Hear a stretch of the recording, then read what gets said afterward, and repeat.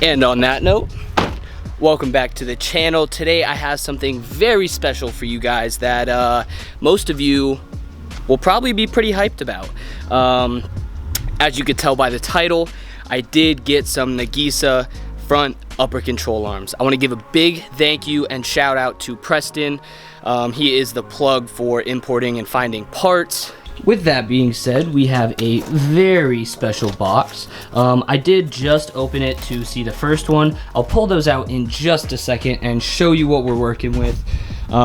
We will be adding them on top of the current spindles that I have, but depending on how much camber that these arms give me, I will be making a new set, and I think I'm sending these off to the homie out in Hawaii. So these spindles might be sold. Shameless plug, hit me up down below if you want your spindles shortened and tilted to whatever spec you want.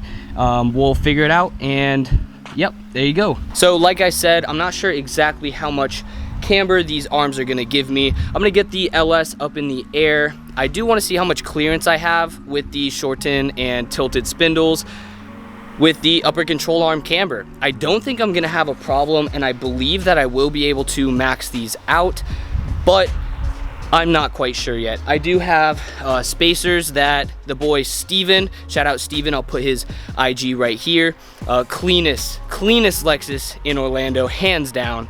But he let me borrow some of his spacers, and I'm gonna be also throwing these on with the Vaugards just to kind of get a glimpse of kind of the fitment and how much camber that I want to run on this next setup.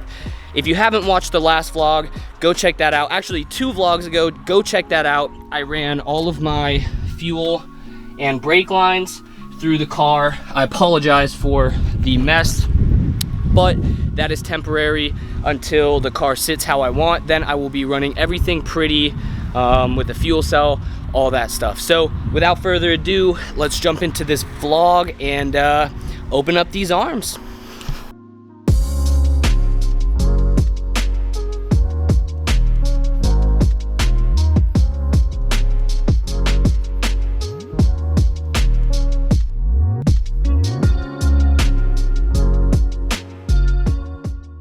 Alright, so I hope you enjoyed that quick cinematics, but now to show you the arms. So these are Nagisa upper control arms for the LS400. These I would compare to T-Demand. So they both come from Japan.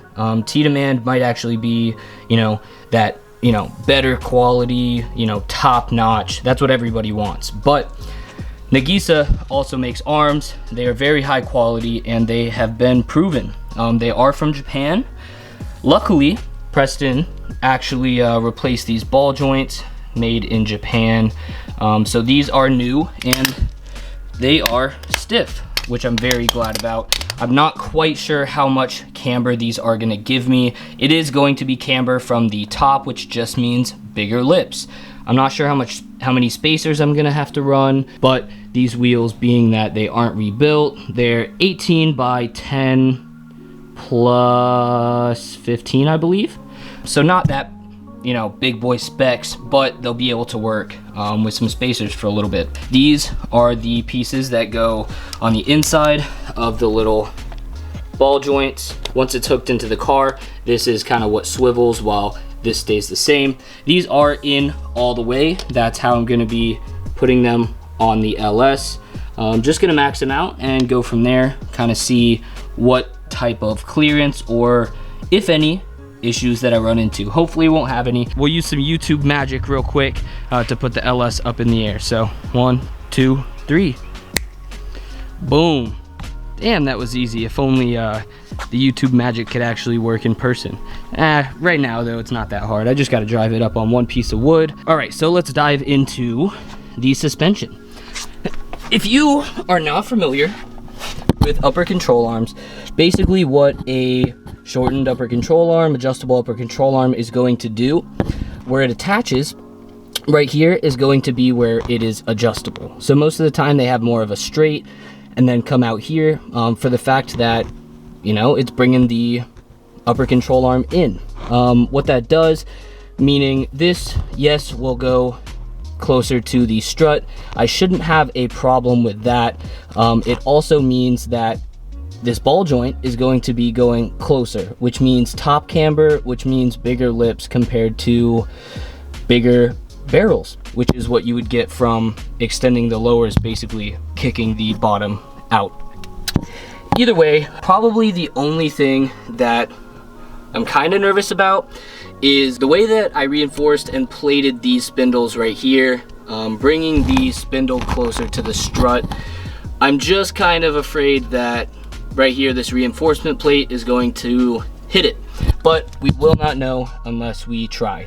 Some of the spindles that we do now are not plated from the back like this, so further spindles will not have this problem. I am going to leave this whole entire assembly all together. Basically just take off the castle nut and cotter pin. Hopefully that ball joint is able to come out easy. I've changed up spindles on these a few times, so I doubt it will be a problem. And then I believe those are 14s to get out. I just use an adjustable 14 wrench and those things come out. So I'm gonna get to that. I'll set you guys up and then we will install this side Nagisa upper control arms.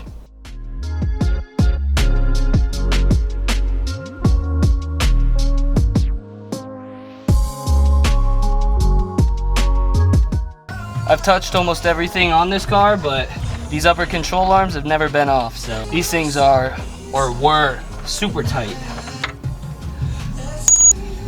Boom, second one's out. Time to install the Nagisa arms. That is a giant difference. So I tried to put them as close to each other as I could, but that's about 2 inches from the mounting holes away from the stock ones. Yes, they are already maxed out, but that's pretty crazy. I'm expecting just from these probably 8, I'd assume. I don't know, who knows? But I have these little thingies now and I will be putting them in and then throwing these on the car. So before I tighten everything up, I'm just gonna throw them on real quick, you know, put the spindle basically on it just to get kind of a rough estimate. I do have a lot of droop in the front, so I won't be able to measure the camber specs while it is hanging. It is just because I have those 4-inch Swift springs.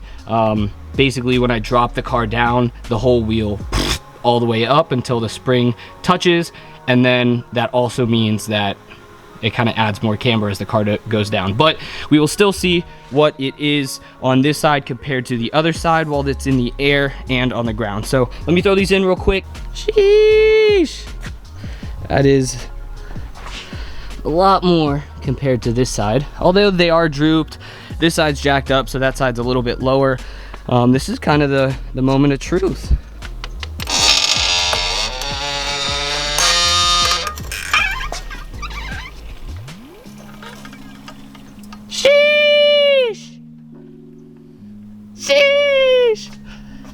Fredo, am I doing good? Damn! Holy shit. Excuse my profanity, but that compared to, ooh, yes sir. I did not expect it to give me that much camber.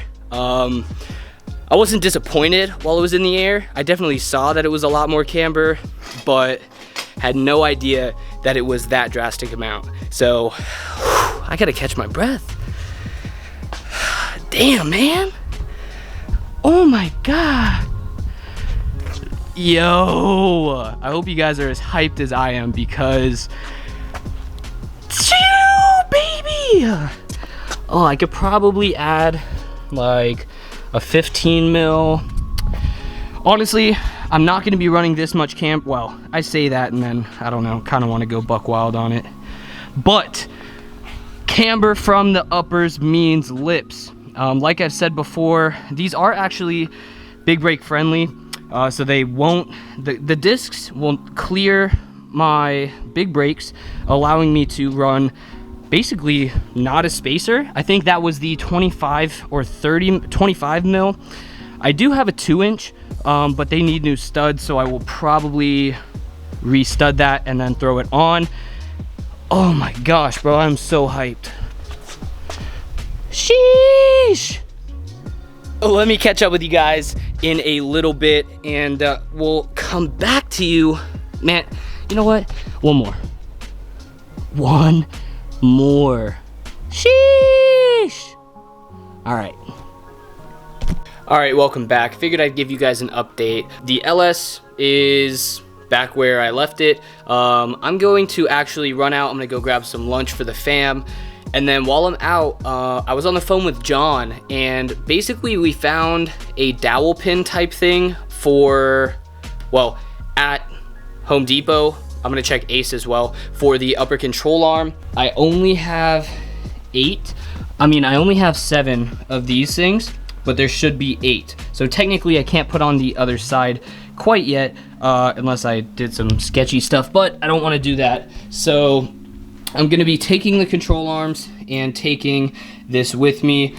Basically the dowel pin is this entire length dowel pin, same diameter and stuff as this, but it doesn't have the cone. So I think what I'm gonna do is get the dowel pin, which will be able to slide and meet halfway right here, and then I will get some washers that go over it to basically make up for the circumference and square inchage.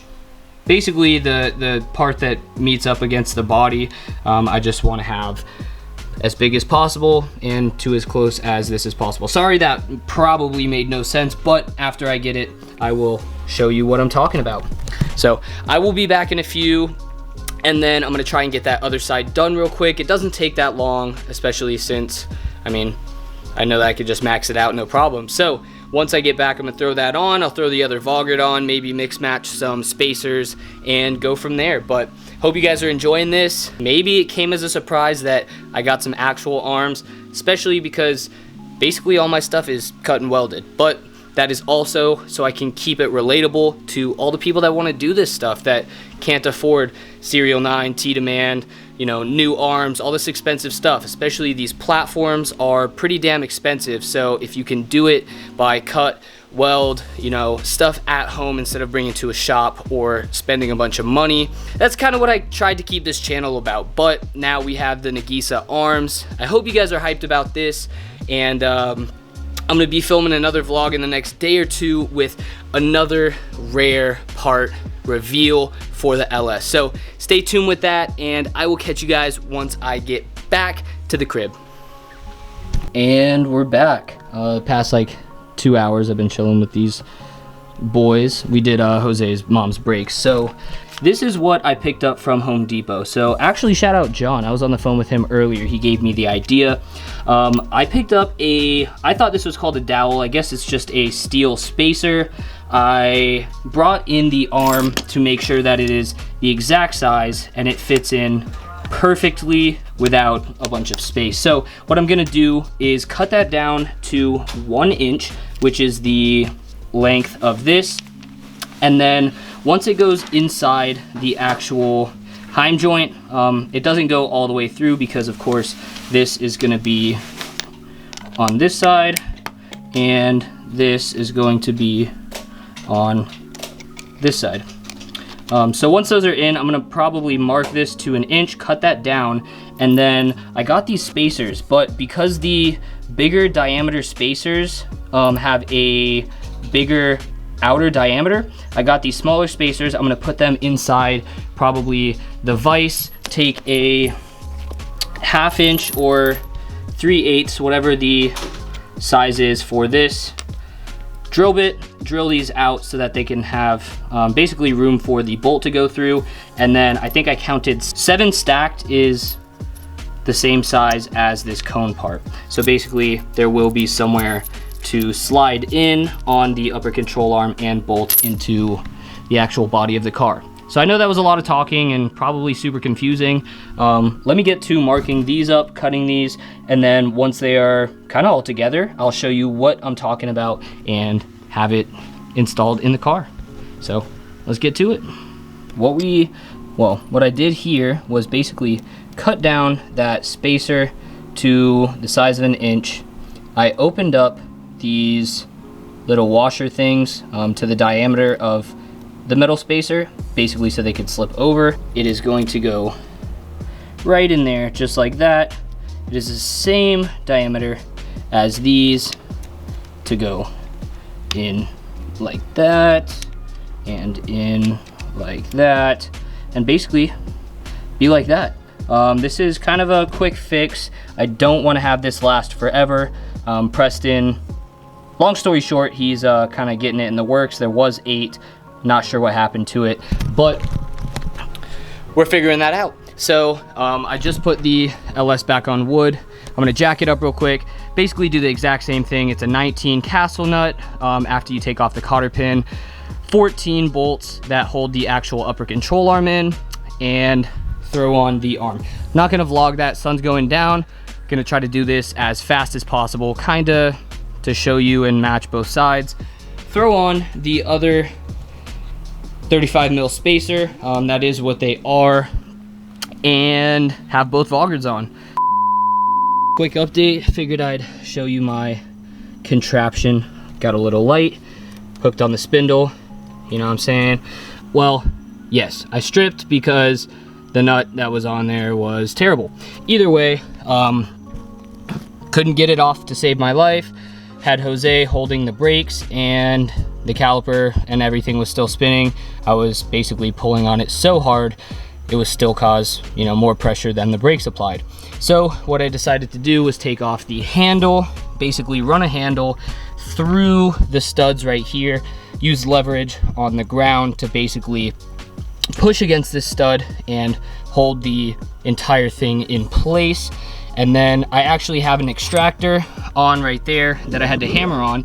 As you can see, I already broke off a impact conversion. It's a 1/4 to 1/2. That thing was supposed to be some cast steel, I don't know, whatever's the strongest, but of course I also broke that off. So I hammered this on and then found a 1 1/16 socket, and then put it on a 1/2 inch, and then basically just used leverage to my advantage, and boom, I got it off. I still did have to have him hold the brakes, which was a pain because I had to basically squat this up, and it was super heavy, and I thought that it was gonna strip again, but there we go. It's dark. I'm gonna raise all this stuff back up, hopefully not have to do this again, get the arms on, and then honestly I'll probably give you guys an update in the morning when the car is in the sunlight. So I will catch you guys tomorrow. And we're back. Like I said, I would show you guys the LS in the morning. It's been raining all day, and finally is clearing up. So I'll show you what the LS looks like and kind of show you the problems that I had yesterday.